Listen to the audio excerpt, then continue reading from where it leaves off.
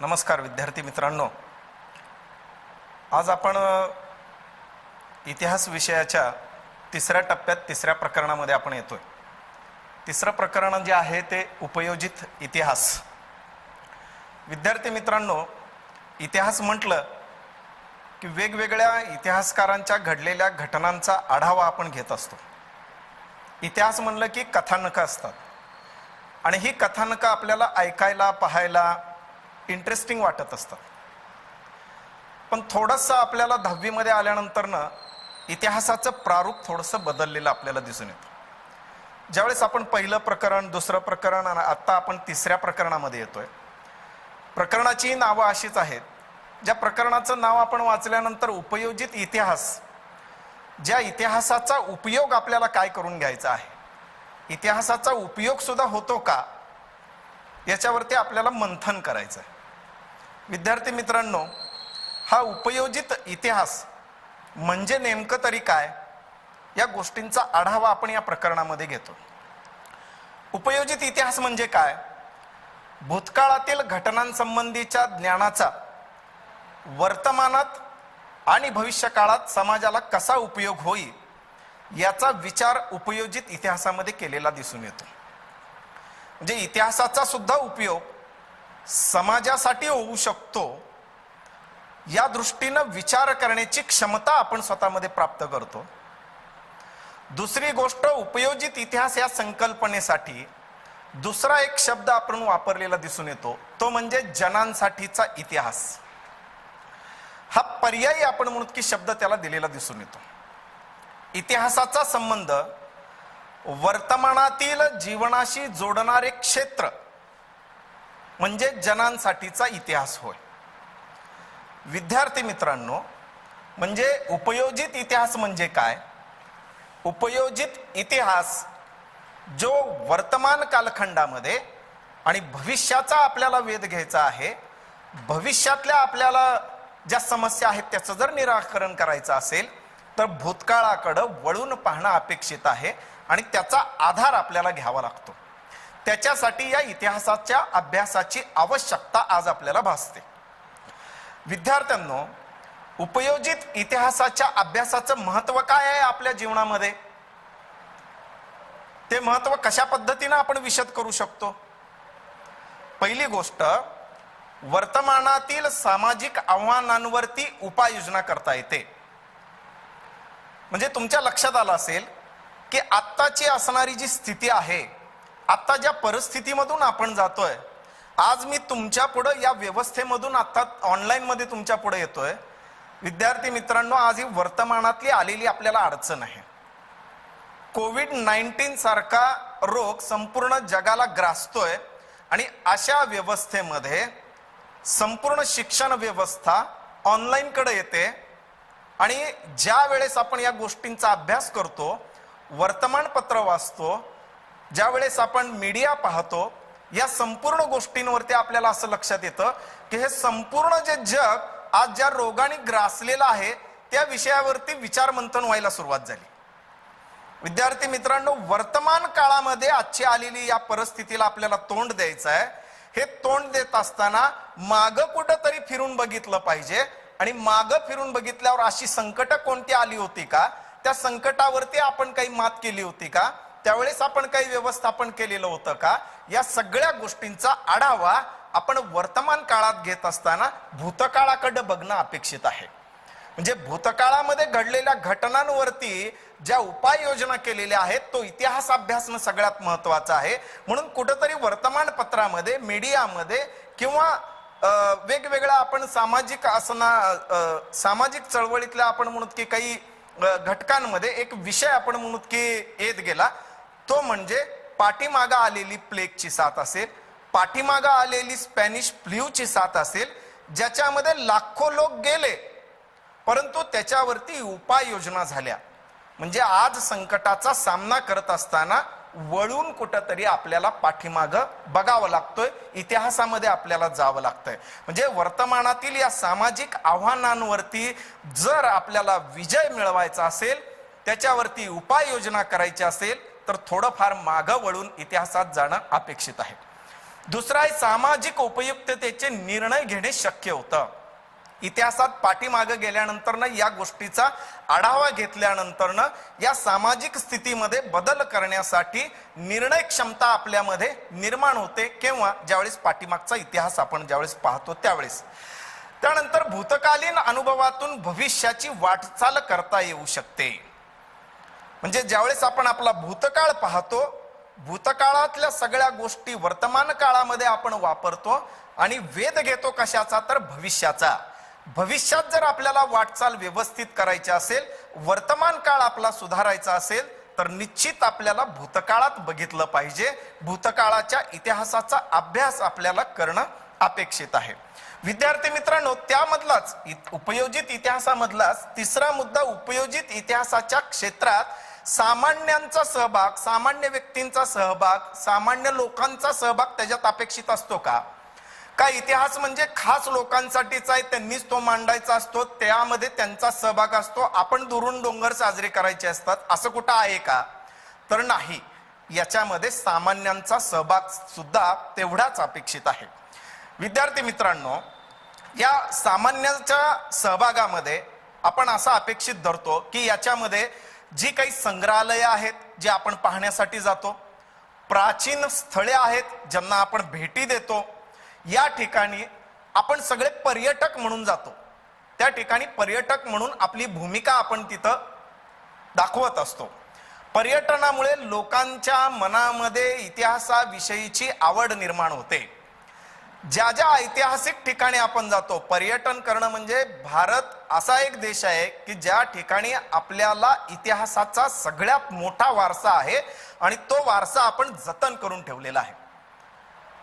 आपल्याला आपल्या आजोबा वडिलांना सांगतात, वडील आपल्याला सांगतात आणि त्याविषयीचं कुतूहल, आत्मीयता आपल्या मनामध्ये निर्माण होते. कुठंतरी या पूर्व परंपरेचा इतिहास आपण ऐकलेला असतो, त्याविषयीची आतुरता आपल्या मनामध्ये निर्माण होते. त्यामुळं आपण अशा प्रेक्षणीय असणाऱ्या ऐतिहासिक स्थळांना, या वारसा स्थळांना भेटी देण्यासाठी आपण तिथं जात असतो.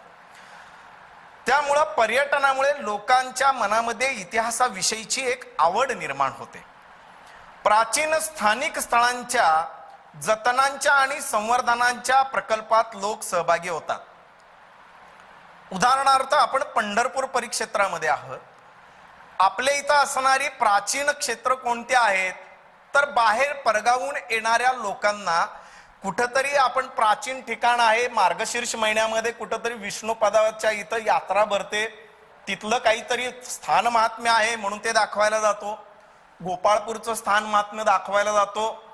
ज्याला दक्षिण काशी म्हणून संबोधलं जातं, अशा या पंढरपूरच्या परिक्षेत्रामध्ये पांडुरंगाच्या मंदिराचा परिसर आपण त्यांना दाखवतो. हे सगळं करत असताना पंढरपुरातली त्या समकालीन असणारी जी काही छोटी छोटी मंदिरं आहेत, ही मात्र आपल्याकडून दुर्लक्षित राहतात. विद्यार्थी मित्रांनो, या असणाऱ्या मंदिरांचा ठेवा आपल्या असणाऱ्या गावकऱ्यांनी, जनसामान्यांनी, गावात राहणाऱ्या सगळ्या लोकांनी व्यवस्थित जतन करून ठेवला पाहिजे, कारण तो पुढच्या पिढीपर्यंत गेला पाहिजे. माझ्या मते ज्यावेळेस आषाढी यात्रा येते, आषाढी यात्रेमध्ये सगळे वारकरी परंपरेने नगर प्रदक्षिणा घालतात. माझ्या मते नगर प्रदक्षिणा घालत असतानाचा तो एरिया जो आखून दिलेला आहे, याचा अर्थ आज आपल्याला असं लक्षात येतं की पूर्वीपासून या रस्त्याच्या आतमध्ये पंढरपूर वसत होतं. आजचं पंढरपूर परिक्षेत्र व्यापक झालेलं दिसून येतं. नगर प्रदक्षिणा एवढी मोठी घातली जात नाही. याचा अर्थ आतील बाजूला असणारं पंढरपूर किती मोठं होतं, तिथं असणारे जे पूर्व परंपरेनं असणारे जे काही आपण म्हणतो की वारसा स्थळ आहेत, त्यांचं जतन आपण केलं पाहिजे. आपण तिसऱ्या टप्प्यामध्ये जातो, तो म्हणजे उपयोजित इतिहास आणि विविध विषयांमधील संशोधन. फक्त इतिहासापुरतं हे संशोधन मर्यादित आहे का? फक्त इतिहासाचाच विषय घेऊन त्याच्यावरतीच संशोधन करून तोच लोकांपुढे आणायचा आहे का? अशा विषयांमध्ये आपल्याला किती रस असतो? हा जो संपूर्ण असणारा विषय आहे, हा विषयाची मांडणी करताना हा संपूर्ण इतिहास या विषयीचे काही गैरसमज आपल्या मनामध्ये असतात. पहिली गोष्ट, इतिहास हा विषय फक्त इतिहासकारांसाठी आणि अभ्यासकांसाठीच असतो, त्याच्याशी आमचा काही संबंध नाही. म्हणजे तो इतिहास बघायचा ना, तो इतिहासकारांनीच तो अभ्यासायचा, संशोधकांनी त्याच्यावरती संशोधन करायचं, तज्ज्ञांनी त्याविषयीची माहिती काढायची, आपला काही त्याच्याशी संबंध नसतो. अशी मानसिकता एक जनसामान्यांमध्ये दृढ झालेली आपल्याला दिसून येते. दुसरा आपण म्हणतो की गैरसमज असा असतो आपला की दैनंदिन जीवनात इतिहासाचा काहीही उपयोग नाही. अर्थकारण करायचं आहे आणि त्याच्यामध्ये इतिहासाचा आपल्या जीवनात काहीच उपयोग नसतो. इतिहास शिकायचं म्हणजे हा एक वृक्ष विषय आहे, अशी एक मानसिकता आपल्या मनामध्ये घर करून बसलेली आहे. तिला थोडंसं आपल्याला बाजूला करायचं आहे आणि आपल्या जीवनामध्ये अर्थकारणामध्ये असणारा हा गैरसमज बाजूला काढून इतिहासाचा उपयोग आपल्याला करायचा आहे. म्हणूनच आपण अभ्यासतोय की या इतिहासाचं उपयोजन काय आपल्याला करता येईल, आपल्या जीवनामध्ये त्याचा काय एकंदरीत गोष्ट त्याच्यात घेता येतील, या गोष्टींवरती आढावा आपल्याला घ्यायचा आहे. आर्थिक उत्पादक क्षेत्राशी इतिहासाचा काहीही संबंध नसतो, अशी एक संकल्पना दृढ झालेली आहे की अर्थविषयाशी काही इतिहासाचा संबंध नाही, इतिहास शिकल्यामुळं काही अर्थार्जन होऊ शकत नाही, ही मानसिकता प्रबोधन करून आपल्याला काढून टाकायची आहे. लोकांपर्यंत हा विषय आपल्याला न्यायचा आहे. इतिहास म्हणजे फक्त राजे व राजकारण, युद्धे या संदर्भातली माहिती देणारा इतिहास असतो. बघा, इतिहास म्हणलं की आज तागायत आपल्या प्रत्येक व्यक्तींबरोबर चर्चा केल्यानंतर ना, आपण तर महाराष्ट्रातले आहोत, या गडकिल्ल्यांमध्ये आपण वावरणारे आहोत, त्यामुळे इतिहास म्हणलं की आपल्याला वीर रसाने प्रेरित असणारा शिवरायांचा, छत्रपती शिवरायांचा इतिहास आपल्या डोळ्यात पुढे उभा राहतो, तो कालखंड आपल्या पुढे उभा राहतो. त्यामुळं लढाया असतील, राजकारण असेल, युद्ध असेल, हे सगळं म्हणजेच इतिहास. एवढ्या चौकटीतच आपण त्या इतिहासाला बांधून ठेवलेला आहे. हे गैरसमज आपल्याला दूर करायचे आहेत, कारण पाश्चात्य राष्ट्रामध्ये असतील किंवा भारतामध्ये सुद्धा असेल तर या संपूर्ण इतिहासाचं अवलोकन करण्यासाठी आणि सामान्यांपर्यंत तो पोहोचवण्यासाठी जनांचा इतिहास म्हणून तो शिकवला जातो. भारतामध्ये सुद्धा अनेक बंगळूर येथल्या विद्यापीठामध्ये Srishti institute of art, design and technology या संस्थेमध्ये सेंटर फॉर पब्लिक हिस्ट्री हा स्वतंत्र विभाग केलेला आहे, ज्या माध्यमातून तिथं प्रकल्प आणि संशोधनाचं काम चाललेलं आपल्याला दिसून येतं. म्हणजे विद्यार्थी मित्रांनो, इतिहासाचं व्यापक स्वरूप आपल्या पुढं लक्षात येत आहे. म्हणजे फक्त युद्ध, राजकारण, लढाया या गोष्टींचा अभ्यास न करता आपल्याला वेगवेगळ्या पैलूंचा अभ्यास करत जायचा आहे. प्रत्येक गोष्टींचा इतिहास काय असतो, इतिहासाशिवाय पर्याय नाही, या गोष्टी त्याच्याशी निगडीत आहेत की नाहीत या गोष्टींवरती विचार आपल्याला करायचा. म्हणून आपण मुद्दा घेतोय की उपयोजित इतिहास आणि विविध विषयांमधील संशोधन कशा पद्धतीचं होत गेलं. एक 7 टप्पे आपण त्याच्यामधले अभ्यासतोय, मुद्दे अभ्यासतोय. त्यातलं पहिलं आहे तत्वज्ञान, दुसरं विज्ञान, त्यानंतर तंत्रज्ञान, उद्योगधंदे आणि व्यापार, व्यवस्थापन शास्त्र, कला आणि मानव्य शाखा. विद्यार्थी मित्रांनो, वर्तमानात दिसणाऱ्या मानवी जीवनाची घडण भूतकालीन घटनांवरच आधारलेली असते. भूतकाळात घडलेल्या घटना मनुष्याच्या वर्तमान काळावरती प्रभाव टाकत असतात, त्या घटनांचा प्रभाव पडत असतो. या घटना राजकारण, धार्मिक, सामाजिक, तत्वज्ञान इत्यादी क्षेत्रामध्ये त्या घडत असतात, घडलेल्या असतात, त्या प्रभाव टाकत असतात. तंत्रज्ञान आणि विज्ञान यासारख्या क्षेत्रामध्येही या घटना घडलेल्या असतात. या सर्व क्षेत्रातील ज्ञान संचयावर त्या क्षेत्राची पुढील वाटचाल अवलंबून असते. कारण याचं जेवढं ज्ञान संकलित करू, त्याचा जेवढा इतिहास आपण समजावून घेऊ, तेवढी पुढची वाटचाल आपली चांगुलपणाची ठरू शकते. प्रत्येक क्षेत्रात ज्ञान संचयाचा स्वतंत्र इतिहास असतो. मग तो तत्वज्ञानाच्या क्षेत्रातील असो, विज्ञानाच्या क्षेत्रातील असो, तंत्रज्ञानाच्या क्षेत्रातील असो, अथवा पुढील दिलेल्या घटकांच्या सर्व क्षेत्रातील असो, याचं ज्ञान संचय जेवढं चांगलं आहे तेवढंच त्याच्यामध्ये वर्तमान कालखंडामध्ये प्रगती करून भविष्याचा वेध आपल्याला चांगला घेता येतो. मित्रांनो, पहिला मुद्दा जो आपण घेतोय तो म्हणजे तत्वज्ञान. इतिहास आणि तत्वज्ञानाचा काय संबंध? इतिहासामध्ये तत्वज्ञान कुठून आले? तर याचा अभ्यास करताना आपल्याला काही गोष्टी अशा लक्षात येतात की तत्वज्ञान हा मूळ बेस, पाया काही गोष्टींचा असलेला आपल्याला दिसून येतो. तो म्हणजे विविध विचारसरणीचा उगम, वैचारिक परंपरा व त्यांची वाटचाल समजवून घेण्याच्या दृष्टीनं तत्वज्ञानाचा इतिहासाचा अभ्यास आपल्याला करावा लागतो. तत्वज्ञान ही विज्ञान आणि सर्वच ज्ञानशाखांची जननी मानली जाते. त्यामुळे आपल्याला लक्षात येतं की तत्वज्ञानाचा सगळ्यात मोठा साठा तत्ववेत्ते हे भारतामध्ये मोठ्या प्रमाणात आहेत. वाचनासाठी आपण प्रेरित झालं पाहिजे, तत्वज्ञान समजून घेतलं पाहिजे. हे तत्वज्ञान ज्यावेळेस आपण अभ्यासू त्यावेळेस आपण आपल्या उगमस्थानापर्यंत जाऊन पोहोचू. प्रत्येक विषयाच्या क्षेत्राच्या संदर्भामध्ये विश्वाचा शोध घेताना सर्वच समाजाने जगाच्या उत्क्रांती संबंधीचे अथवा उत्पत्ती संबंधीचे कथा, नियमे, मिथके, देवदेवतांविषयीच्या कल्पना, त्यांच्या पूजाविधी यांचे विचार मांडले. प्रत्येक समाजाने, प्रत्येक धर्माने धर्मग्रंथांचा अभ्यास केल्यानंतर आपल्याला असं लक्षात येतं की या धर्मामध्ये, या समाजामध्ये मनुष्य उत्पत्तीच्या संदर्भातलं वेगळं गणित मांडलेलं आहे, वेगळ्या कथा मांडलेल्या आहेत, वेगळी मिथके मांडलेली आहेत. या गोष्टींचा अभ्यास आपल्याला कुठं करता येतो? तर त्या त्या गोष्टींच्या असणाऱ्या तत्वज्ञानाच्या संदर्भामध्ये. ही संपूर्ण गोष्टी ज्या आहेत या संपूर्ण केल्या गेलेल्या लिखाणाच्या संदर्भात आपल्याला पाहायला मिळतात. ही तत्वज्ञानाची बीज त्याच्यामध्ये आपल्याला आढळतात. मानव्य शाखेतील विविध सिद्धांताचा अभ्यास करण्यासाठी सुद्धा तत्वज्ञानाचा इतिहासच आपल्याला अभ्यासावा लागतो. त्यामुळे तत्वज्ञानाचा इतिहास पाठीमागं जाऊन आपल्याला तपासून घेऊनच त्याचा अभ्यास करावा लागतो. त्यामुळं तो विषय आपल्याला महत्वाचा आहे. दुसरा आहे विज्ञान. विज्ञानाचा आणि इतिहासाचा संबंध कसा आहे आपल्यापाशी?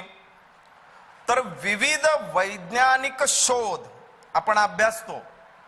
आता हे शोध ज्यावेळेस आपण बघतो, पाश्चात्य शोध असतील, भारतीय शोध असतील, शोध ही शोधाची जननी आहे किंवा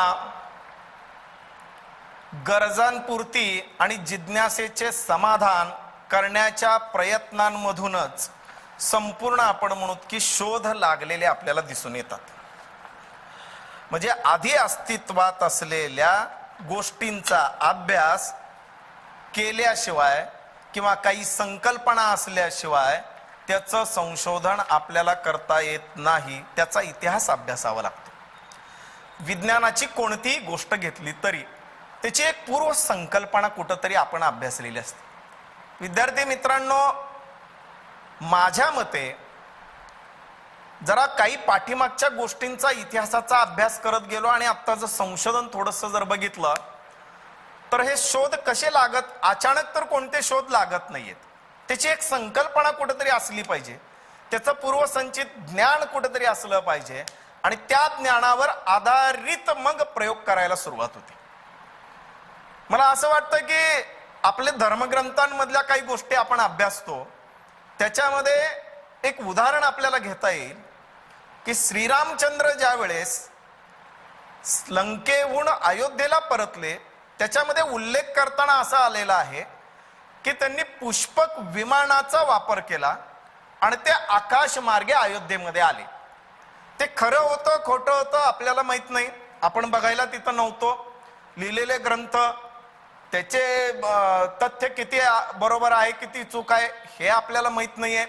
पण या संकल्पना मात्र आपल्याला माहिती आहेत की छत्रपती शिवरायांच्या मातोश्रींनी सांगितलेल्या कथा सुद्धा याच्यामध्ये आपल्याला सांगताना आढळतात की असं असं घडलेलं होतं. जी ही संकल्पना ही 16व्या शतकाच्या अगोदर पासून होती आणि विमानाचे शोध अलीकडच्या कालखंडामध्ये लागले. मग ते शोध लागत असताना या बेसचा कुठंतरी वापर केला गेला असेल. पूर्व संचित असणारं हे ज्ञान संचय, त्या ज्ञान संचयाचा वापर या संशोधनासाठी केला गेलेला आपल्याला दिसून येतो. म्हणजे ह्या संपूर्ण विज्ञानाचा इतिहास आपण अभ्यासत पाठीमागे जातो. कोणताही शोध लागला की त्या शोधाला इतिहास असतो, त्यामुळं त्या इतिहासाला महत्व आहे. कारण कुठंतरी अगोदर कुठं ज्ञान संचय केलेला आहे, त्या ज्ञानाचा उपयोग संशोधनासाठी केलेला दिसून येतो. त्यामुळे इतिहास अभ्यासणं निश्चितच आपण म्हणतो की आपल्याला फायदेशीर असलेलं दिसून येतं. त्यानंतर ना तंत्रज्ञानाचा इतिहास आपल्याला अभ्यासायचा आहे. ते तंत्रज्ञान कोणकोणत्या क्षेत्रामध्ये झालेलं आपल्याला दिसून येईल. कृषी असेल, औद्योगिक उत्पादनाचं क्षेत्र असेल, स्थापत्य क्षेत्र असेल, या क्षेत्रांमध्ये होत गेलेले जे काही बदल आहेत त्यामागील तंत्रज्ञानाचा इतिहास आपल्याला अभ्यासावा लागतो. दगडी हत्यारे तयार करण्याच्या अवस्थेपासून विज्ञान युगापर्यंत प्राप्त झालेले तंत्रज्ञान समजावून घेण्यासाठी तंत्रज्ञानाच्या इतिहासाचाच अभ्यास करावा लागतो. म्हणजे मनुष्याने सुरुवातीला केलेले प्रयोग जे आज विज्ञानाच्या आधारे नवीन गतीनं तंत्रज्ञान युक्त होऊन आपल्या हातामध्ये येतात, त्याचा इतिहास आपल्याला अभ्यासावा लागतो. पूर्वी बनवलेली दगडाची पहिली हात कुऱ्हाड असेल, त्याचा आत्ता किती उपयोग, पण मनुष्याने पूर्वी बनवलेली हात कुऱ्हाड आणि त्याच्यामध्ये होत गेलेले बदल, हे तंत्रज्ञान, या तंत्रज्ञानाचा आधार आपण घेत गेलो. आज या तंत्रज्ञानामुळे नवीन यंत्र तयार झालेली दिसून येतात आणि त्याचं यांत्रिकीकरण झालेलं दिसून येतं. म्हणजे याचा अर्थ विज्ञान आणि तंत्रज्ञानावर एकमेकांवरती हे दोन्ही परस्पर अवलंबून असलेले दिसून येतात आणि याच्यातून यांत्रिकीकरण घडलेलं आपल्याला दिसून येतं. म्हणजे पूर्वीच्या गोष्टी, पूर्वी केली जाणारी शेती, पूर्वी केली जाणारी आपण म्हणतो की उद्योग आणि आत्ताचे उद्योग, याच्यामध्ये खूप बदल होत गेलेले आपल्याला दिसतात. त्याचा इतिहास अभ्यासणं सगळ्यात महत्वाचं आहे की तंत्रज्ञान विकसित कसं झालं, याचा शोध कशा पद्धतीनं लागला, याचा मूळ बेस काय होता, इथपर्यंत जाऊन पोहोचणं म्हणजेच त्या इतिहासाचा मूळ गाभ्यापर्यंत जाऊन पोहोचणं असं आहे. त्यानंतर उद्योग धंदे आणि व्यापार यांचा सुद्धा इतिहासाशी कसा संबंध आहे. हे संपूर्ण उद्योगधंदे आणि व्यापार यात अधिकाधिक लोकांचा संबंध येतो. आत्ताच्या चालू परिस्थितीमध्ये आपल्याला लक्षात येतं की बदल त्यावेळेस पासून आतापर्यंत कसे होत गेले. एक प्राचीन नगरावरती एक चित्रपट तयार केलेला होता, मोहेंजोदारो. त्याच्यामध्ये एक बाजारपेठ दाखवलेली होती. त्याच्यामध्ये नीळ उत्पादन करणारा व्यक्ती नीळ कशा पद्धतीनं घेतो, त्या व्यापार पेठेमध्ये कसा येतो आणि त्याची विक्री तो कशा पद्धतीनं करतो, त्यावेळेसची देवाणघेवाण, त्यावेळेसचे व्यवस्थापन, त्यावेळेसची आर्थिक उलाढाल, त्यामुळं लोकांचा येणारा संपर्क, हा इतिहास आहे. म्हणजे त्यावेळेच्या असणाऱ्या बाजारपेठेपासून आत्ताच्या परिस्थितीपर्यंत आपल्याला या गोष्टी सगळ्या पाहता येतात. परस्परातील व्यवहारांचं क्षेत्र विकसित होत गेलेलं आपल्याला दिसून येतं. कालोगामध्ये बाजार व व्यापार यांचं स्वरूप आणि त्यामागील असणारी मानवी नाती आणि समाज रचना बदलत गेलेली आपल्याला दिसून येते. आपल्या आजोबांना, वडिलांना विचारलं पूर्वीची बाजारपेठ कशी होती, पूर्वीची अवस्था कशी होती आणि आत्ताची अवस्था काय आहे. मित्रांनो, पूर्वीच्या बाजारपेठेमध्ये कुठंतरी लोक घरामध्ये परंपरेने येणारे व्यवसाय करायचे आणि व्यवसाय केल्यानंतर त्यातनं तयार झालेल्या वस्तू लोकांना ते द्यायचे. हे त्यांचा एकमेकांशी असणारा संबंध, त्यांचा एकमेकांशी असणारं नातं, एकमेकांशी सांस्कृतिक संबंध, या गोष्टींमुळे निर्माण होत होते. विद्यार्थी मित्रांनो, आता त्याच्यामध्ये बदल होत गेले.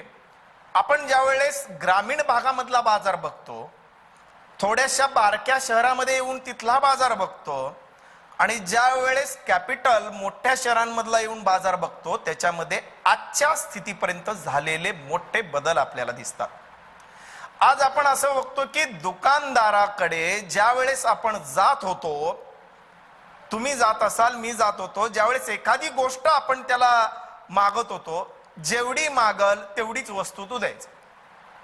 काउंटरच्या पुढोवरून तो वस्तू आपण घ्यायचो. विद्यार्थी मित्रांनो, याच्यात बदल होत गेले. आज आपण बघतोय की मागल तेवढी वस्तू आपल्याला प्राप्त होत होती. बाजाराची परिस्थिती बदलली. आता आपल्याला मॉल सारखी व्यवस्था उभी राहिली. सुपर बाजार सारखे बाजार आपल्या पुढे आले. आज आपल्याला बाजारामध्ये, मॉलमध्ये पाऊल ठेवल्यानंतर कोणतीही पाहिजे ती वस्तू हाताने आपल्या बकेटमध्ये ठेवता येते, घेता येते. पूर्वी असं नव्हतं. एखाद्या किराणाच्या दुकानात, जनरल स्टोअर्सच्या दुकानात स्वतःहून एखाद्या गोष्टीला जर आपण हात लावला तर तो मालक खवळायचा. पण आजची बाजाराची परिस्थिती बदलत असलेली आपल्याला दिसून येते. आज मॉल पर्यंत आपण पोहोचलो. तसं नाही तर बाजार आपल्या घरापर्यंत येऊन पोहोचलाय. अँड्रॉइड मोबाईलच्या माध्यमातून आपण ऑनलाईन खरेदी करतो. आपल्या घरापर्यंत व्यक्ती प्रत्येक गोष्ट घेऊन येत आहे. आजच्या या रोगाने जगाला ग्रासलं. याच्यातली बाजारपेठ बदलते. आज तुम्हाला प्रत्येक गोष्ट कॉल केल्यानंतर घरपोच येऊन पोहोचते. विद्यार्थी मित्रांनो, ही बाजारातली असणारी, उद्योगधंद्यांमधली असणारी परिस्थिती बदलत गेली. याचा इतिहास आज आपल्याला अभ्यासताना उपयुक्त पडत असलेला दिसून येतो. म्हणजे या बदलातील सामाजिक रचना त्या कालखंडापासून आजच्या परिस्थितीमध्ये बदलत गेलेल्या दिसून येतात. सांस्कृतिक जडणघडण बदलत गेलेली आपल्याला दिसून येते. आर्थिक व्यवस्था त्याही बदलत गेलेल्या आपल्याला दिसून येतात. म्हणजे या सगळ्या गोष्टींचा जो अभ्यास आहे तो आपल्याला या इतिहासाच्या माध्यमामधून पाहता येतो. पुढचा आहे विद्यार्थी मित्रांनो, व्यवस्थापन शास्त्र. हे संपूर्ण व्यवस्थापन कशा पद्धतीनं केलं जातं, म्हणजे उत्पादनाची साधने, बाजार व विक्री, मनुष्यबळ यांचं व्यवस्थापन समजावून घेताना आपल्याला भूतकाळात या यंत्रणा कशा होत्या, तसेच या यंत्रणा सांभाळणाऱ्या संघटना या सर्वांचा अभ्यास करताना त्यांच्या भूतकालीन व्यवस्थापन शास्त्राचा अभ्यास आपल्याला करावा लागतो. म्हणजे प्रत्येक गोष्ट त्यावेळेस कशा पद्धतीनं केली जात होती, आज कशी केली जाणार आहे आणि उद्या त्याची परिस्थिती कशी असणार आहे, या सगळ्या गोष्टींचा अभ्यास आपल्याला इतिहासाच्या माध्यमातून करता येतो. त्यावेळेची असणारी उत्पादनाची साधनं कोणती होती, आत्ताची साधनं काय आहेत, ही संपूर्ण बदल कशा पद्धतीनं होत आले, व्यवस्थापन आर्थिक कशा पद्धतीनं त्यावेळेस केलं जात होतं, आज कशा पद्धतीनं केलं जात आहे आणि भविष्य कालखंडामध्ये कसं केलं जाणार आहे, याची तरतूद करायची असेल तर पाठीमागं भूतकाळात आपल्याला बघावं लागतं आणि त्या व्यवस्थापन शास्त्राचा इतिहास समजावून घेऊन आपल्याला पुढे मार्गक्रमण करता येईल.